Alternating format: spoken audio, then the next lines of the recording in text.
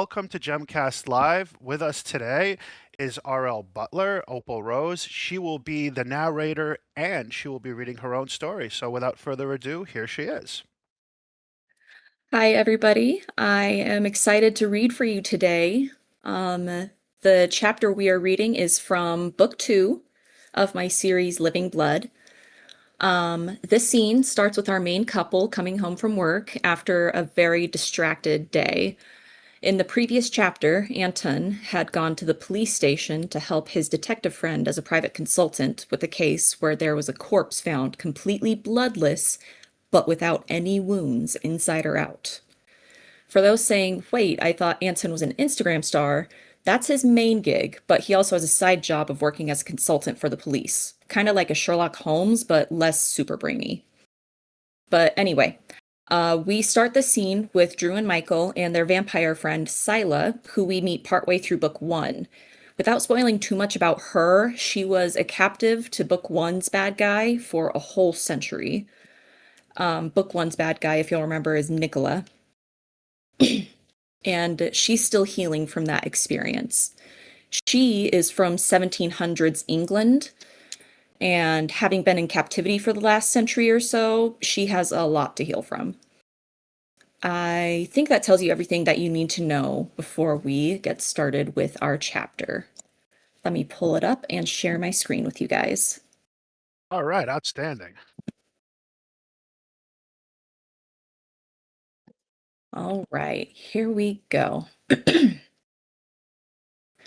Chapter 11, Stress Baking. Michael and I had gotten home from work a while ago, and Anton still wasn't home. Scylla hadn't been by herself that long, in a literal century, and hadn't known what to do with herself, eventually resorting to stress baking. Once we had gotten home, she switched to hostess mode and started preparing tea, needing to stay busy. She'd had no appetite and hadn't even thought to make dinner with how stressed she had felt. She kept apologizing over and over, and we kept assuring her that it was all right. To be entirely honest, neither Michael nor I had much of an appetite either. We'd both been thinking about it all day at work. There was no way this wasn't a vampire killing. Simple as that. I'd thought it through inside out and backwards and could come up with no alternative. I hadn't been able to eat more than a few bites at lunch, and only because Michael insisted it would help more than hurt, and he'd been standing right there. Bowls clinked as Scylla moved things around, trying to make more room for cooling racks. The smells of sugar and flour hung in the air, and the oven would occasionally beep at odd intervals. You think you made enough cookies, Cy? I asked with thick sarcasm. Michael, bless him, tried to help by clearing dishes, only for Scylla to whip around and glare, so he quickly returned to the safety of the far side of the kitchen island. The clock had to have been ticking slower. The rain outside thickened, pelting the windows in a heavy shower. When do you think he's going to get back? I asked aloud to no one in particular. I expected him back hours ago. He said nothing of being out after the scheduled visit to the morgue. Scylla fidgeted with the thread bracelet on her wrist. She hadn't taken it off since she received it at the fair. What if he found something worse? Michael posed, daring to voice the worry we all had. There we were, 3 vampires in a room chock full of cookies, pretending everything was fine. But it wasn't. Scylla served tea, but none of us drank very much. We all waited as patiently as we could. Michael paced by the back window, occasionally staring out at the forest beyond. Scylla, still stressed, packaged cookies for the neighbors and the freezer, and I sat on the couch, my leg bouncing at 1,000 beats per minute. I heard the distinct sound of tires crunching on gravel and knew that Anton had just pulled in. I sat up straighter, the others pausing what they were doing as the front door opened. Anton walked up the stairs, calm but visibly worn. One hand stayed in his coat pocket as he said, "Greetings, all. You needn't have waited up for me." "You were gone. All day. Not even a text to say, hey, I'll be back at X time. Do you realize how much baking I've done just to keep from climbing the walls? Sila's voice escalated. You left me alone. Sila never yelled. I didn't think I'd ever heard her raise her voice until now. Her sharpness seemed to surprise even her eyes going wide and hands shaking in fists at her sides. But she stood firm. As if he'd been punched in the gut, Anton sunk in on himself. The look on his face told me he hadn't realized the full impact of his actions. His silence held for a long minute as the rain pounded against the windows. I felt like I was in the middle of a family fight, but I couldn't look away. Anton's guilt was too raw, Sila's hurt too deep. His throat bobbed as he swallowed back emotion. I'm so sorry, Sila. That will never happen again.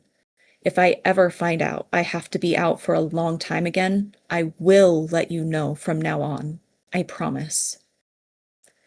Sila's crossed arms closed her off to him, but she nodded anyway, accepting his apology. Where were you? She pressed.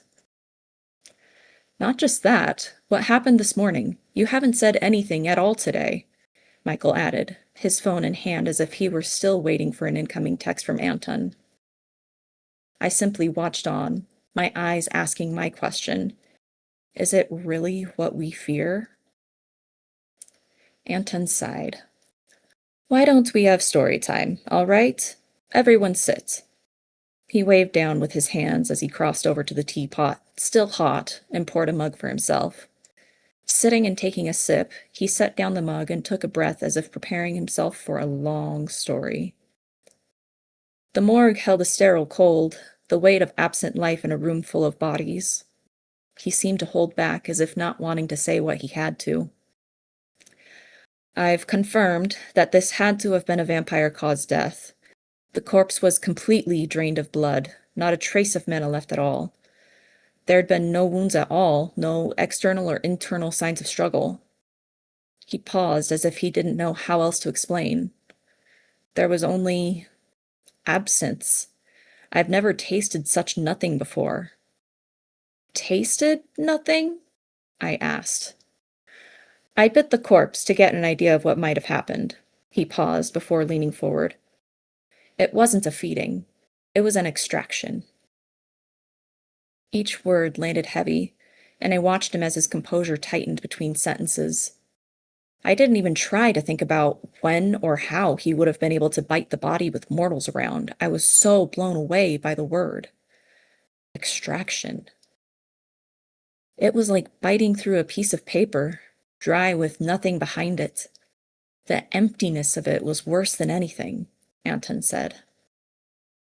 Michael had leaned forward, his jaw set so tightly a vein raised under his skin, but he remained silent. He leaned forward on his knees, fingers tapping the backs of his hands as he held them twined together. Sila's frown was more thoughtful, analytical, though there still lay a crease of concern between her brows. She asked, Can a vampire even do that? Drain a person bone dry? I thought about her question, and I honestly didn't know. Story time, Anton had called this, as if bedtime tales now came with autopsy reports. Anton's hand, which had been in his pocket seemingly gripping something the entire time, withdrew, holding what looked like a photo. He laid it flat on the table and smoothed the crinkled edges. Light caught on the creases of the glossy surface. A stray fingerprint marred the otherwise spotless gloss. He leaned back, allowing more room for us to lean forward and look. It was a picture of some kind of graffiti, a circle with a vertical line crossing through it and sticking out the top, and a horizontal line sitting at the top of the circle, making it look like a cross that had stabbed a circle and got stuck. But not just graffiti. There was an evidence marker and a ruler next to it to show its small size, no bigger than 3 inches at its tallest. Our relationship is built on trust, Anton said softly. I couldn't not share this with you. This was found painted right next to the body. And if the gleam is to be believed, that paint was still wet in places. Silas studied the picture. The shape is old. A religious symbol, maybe? She offered. Anton said, I've seen styles like this before, years ago, back at the monastery, but this one feels wrong somehow. Sila gave him a curious look, but didn't say anything. So, you think it's another vampire? Michael said. I feel a big butt hanging in the air. What are you thinking, Anton?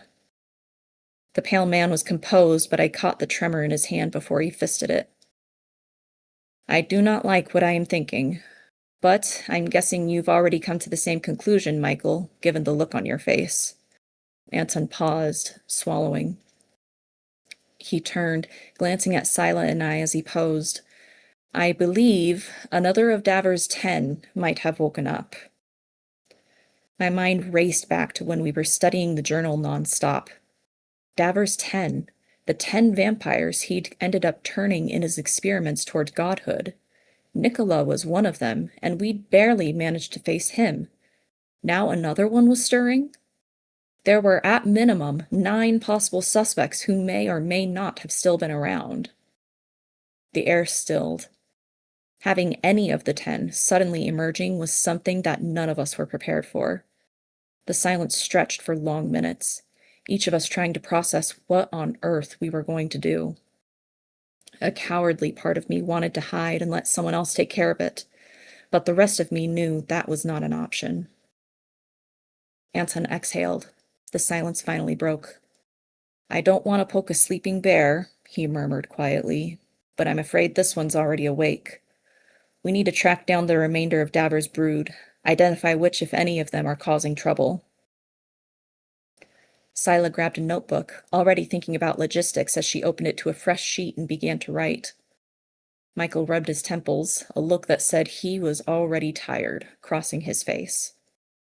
We got out laptops and began searching for any kind of mention of any of Davers' 10 progeny, assuming they all went by their original names, records, sightings, social media, newspaper articles. I looked at the list of names we had compiled, the 9 names we were all researching now. Sava Stoyanov, Zdravka Velinova, Rasko Belov, Razvan Iliev, Radovan Stojanovic, Sofina Mireva, Stoyan Goranov, Argir Vasilin, Zora Ognianovich. I found a Dr. Zdravka Velinova. She's a pioneering trauma and reconstructive surgeon. Sorry about that all. She runs a private clinic offering regenerative therapy for rich people. I paused when I read the next part aloud.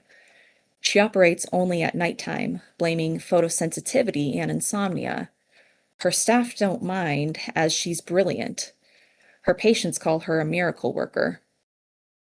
Send me the link. I'll save it under her file so we don't lose it, Silas said, all business to hide her nerves. She was also cross-referencing missing persons databases for local abductions, seeing if any of them were near where the body had been found. Anton muttered something about needing a map and a pen and wandered off, scratching the back of his head, deep in his thoughts. Michael leaned over to see the website that I'd pulled up. She doesn't look like a 500-year-old vampire. Then again, neither does Anton.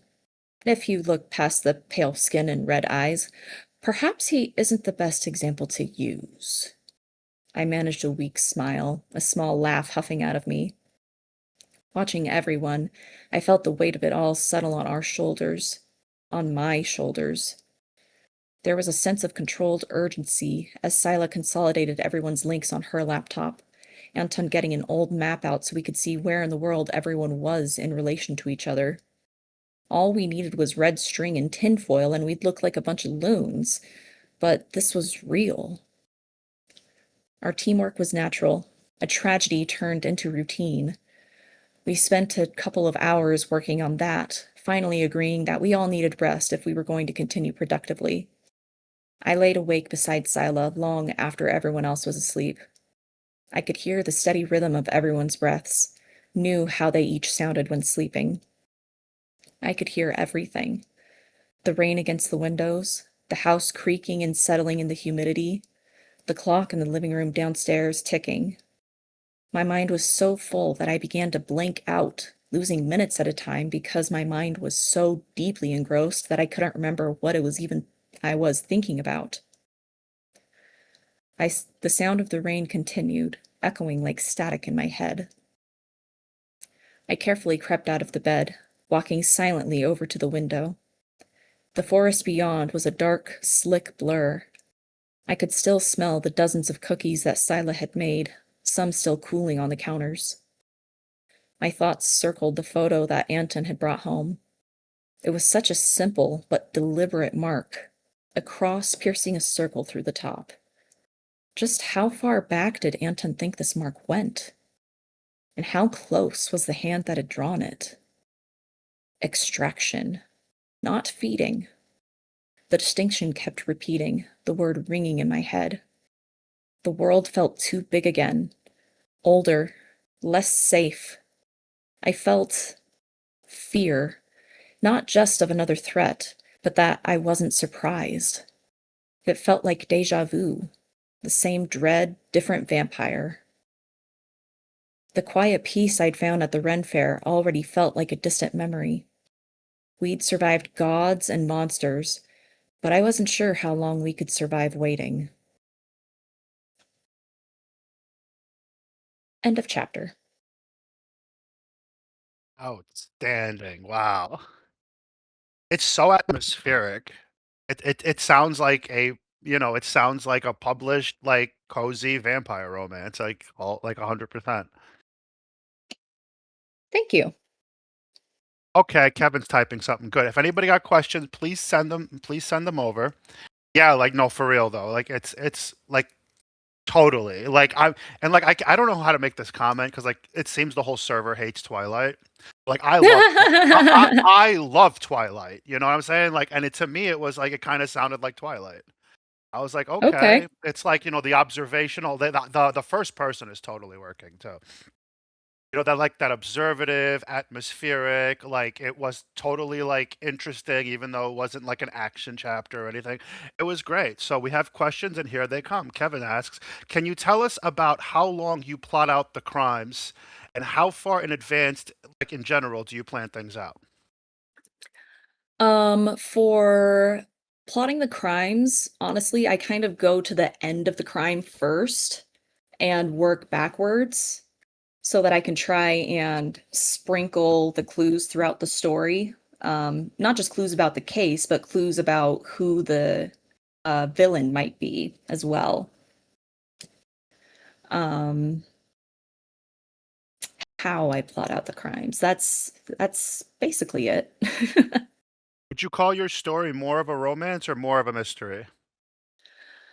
um, it's becoming more of a mystery with romance in it. Yeah, it's kind of like what Soulfire said. Yeah, he says, I felt as though the first book was a vampire romance, but I like it. I like if it goes mystery. That's cool It though. does go pretty mystery in the second and in the rest of the series. That's cool because, like, I mean, it's like a series, right? So, like, if it's gonna be different books, they could have like different feels to them. That's pretty cool. Um, Bunny asks, also, who is your favorite character and why is it Anton? Oh, Bunny. I know Anton is your favorite. Um, I honestly don't have like a locked down favorite character. I like all of them for different reasons, which I know is a very mom response, but that's that's how it is.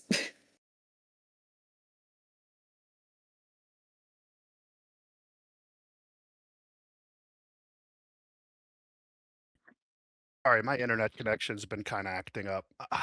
Um, No worries.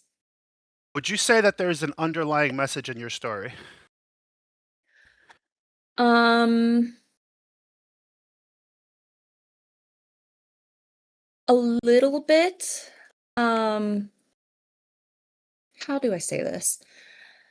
I'm kind of discovering the message as I'm writing it, to be honest. Um, but it's my writing is kind of my home therapy, I guess you could say, in a way. And so a lot of the like the way that Drew thinks is very similar to how I think actually. So does that Um does that answer Soulfire's question? Who is the most like you in the story? yeah, that would answer the question is Drew is probably most like me, though all the characters have different aspects of me and of different people I love.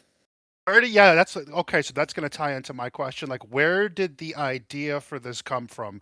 Whether the plot idea or the character, kinda like whatever idea is pushing this process, where did that come from?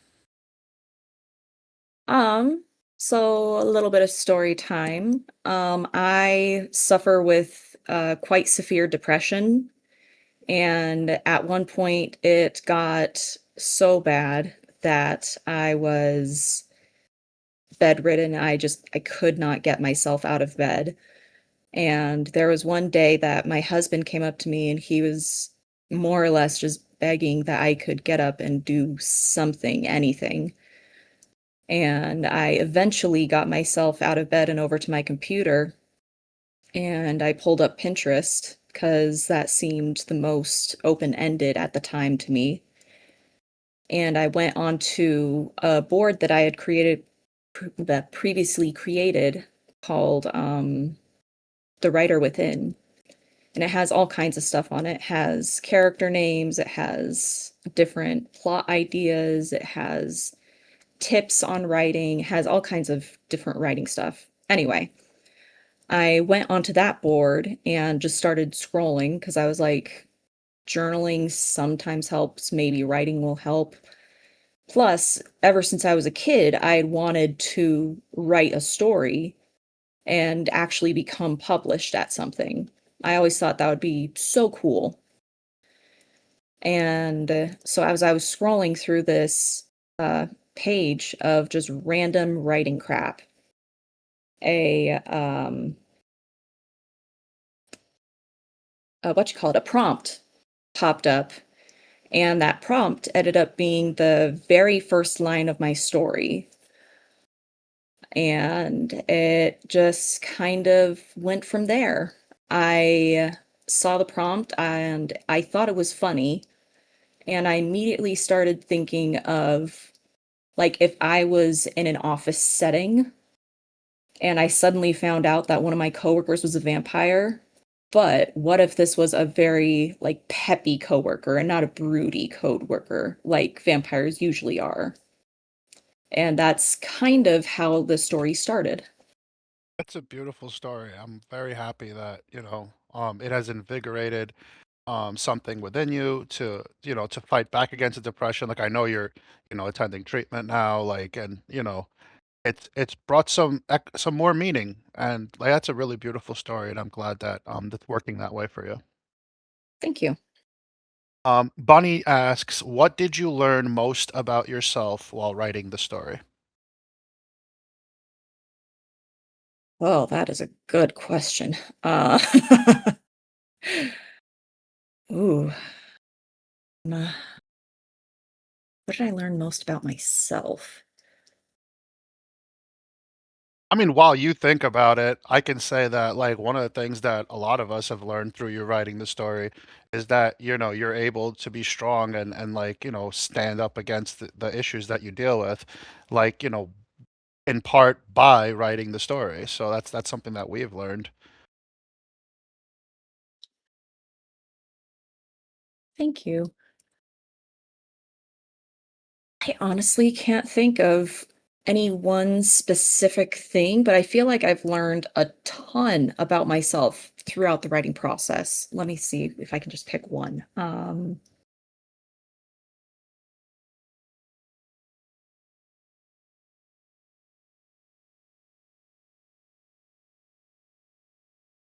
The idea of existence versus life, I guess, is one thing that I've kind of been learning more about.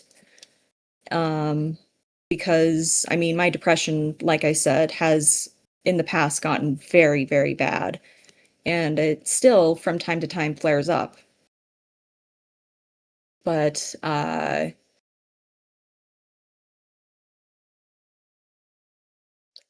oops, I'm losing my train of thought. I mean, like, those definitely relate, existence versus life is a great way to look at, like, something like dealing with depression because anybody can exist, but if they feel as though, whether it's their quality of life or whether it's just like, chemical or whatnot in the mind, like if they don't feel if they don't feel certain connections, that then they don't experience life, they experience existence. So I think that matches up. One last question from Bunny. If you were to start a new project, what sort of genre would you like to take on next? Something similar or something totally different? Um, I'd like to think that I could write something different. Um, I didn't honestly expect the first book to turn into a romance, and so that was a bit of a surprise for me. And I didn't expect the story to turn into a mystery either.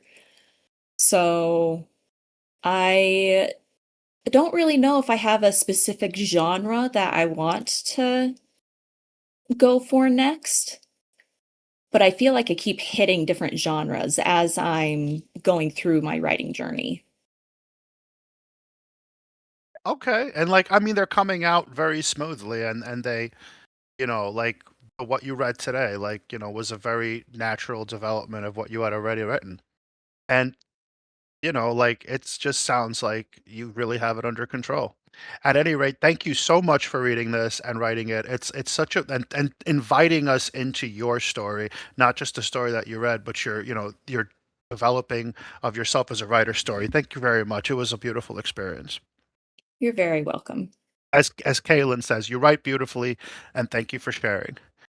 And with You're that, very welcome, everyone. that concludes today's Gemcast.